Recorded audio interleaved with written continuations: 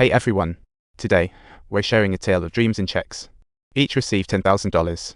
After counting the 100th check, small fry told Bartleby, who aims to reveal the truth to these students. The other day, they got a tuition refund.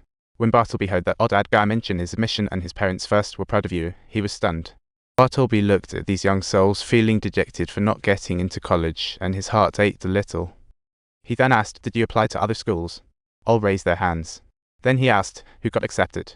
Total silence ensued, creating an extremely awkward atmosphere.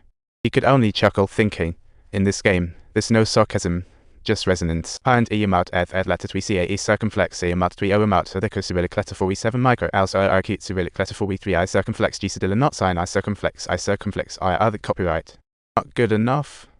No extracurriculars. Tennis skills not up to par. Grades falling short. All just elite judgment standardized. At that moment, the scam turned into a promise, jokes became a belief, and the students celebrated like it was New Year's Eve. He'd asked Bartleby, "Do you know what you're doing? You've tricked kids into a non-existent school." Bartleby mumbled sheepishly. "I really can't say it," he said. "I've seen the despair, already rejected once, I won't be the one to say no again." Gentlemen, it's like a stampede, they definitely don't want to go through that again. Where's the bookstore? Bartleby faced a test and began to improvise. His school felt like a magical academy's comma wins class selection. His immediate response changed drastically. Enrollment guidance has been extended, so don't worry. A fake web page caused a real frenzy. Little Bartleby then drew real students' attention. Bartleby was slowly being pushed to an unexpected peak. He was not just a fraud, but had become a beacon of hope for the rejected. He decided to experience firsthand how universities operate. Visiting Ham School, where the admissions advisor enthusiastically introduced the school. "Here, we have high-quality courses that have stood the test of time, designed to ignite young minds." Faced with such zealous sales, Bartleby hesitated. Asked about transferring, his look was bewildered. Who can figure this out? When the advisor was to ask his current school, Bartleby pointed and said, I want to walk." And with that, he quickly bolted.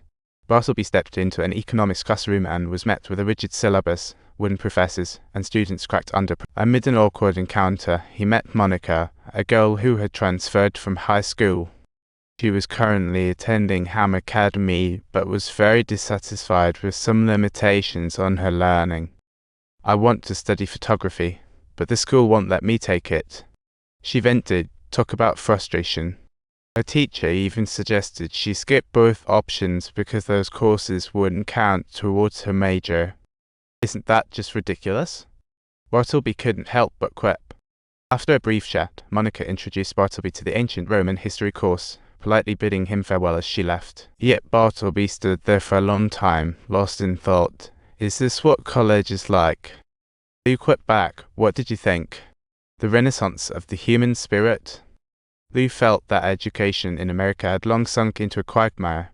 He believed the real problem was that people had forgotten this system should essentially be a service industry. Schools need to serve students, not the other way around. Bartleby looked around at those young people paying to attend class, suddenly struck with a deeper thought. Their parents were spending money for experiences, not to escape restrictions. And that's exactly what the traditional university system had lost. When Bartleby asked, "What kind?" Lou shook his head, saying, "I don't know. Ask the students." That simple question sparked Bartleby's inspiration. He decided to gather all the students and ask them in front of a huge blackboard, "What do you want to learn?" At first, everyone was a bit puzzled, but soon they began to respond enthusiastically. Some want to date girls, others rock, and some wonder how to summon objects via telekinesis.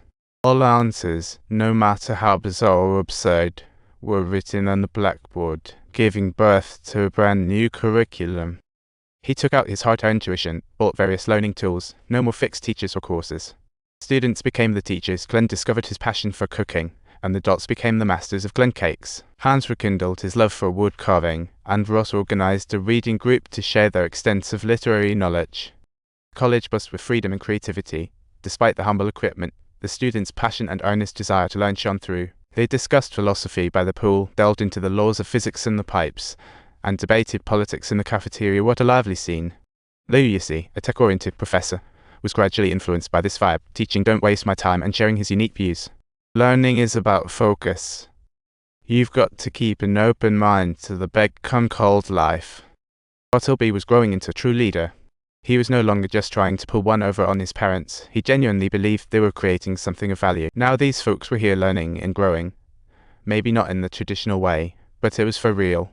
Meanwhile, Dean Van Hewen at Ham Academy was expanding the campus, believing school reputation isn't directly linked to enrollment. He thought that the more people you admit, the higher the standards, thus appearing more prestigious. However, Ham Academy's issue was its student count lagged far behind Yale, Princeton, and Stanford. This wasn't due to recruitment issues, but rather limitations in facilities. Oh boy.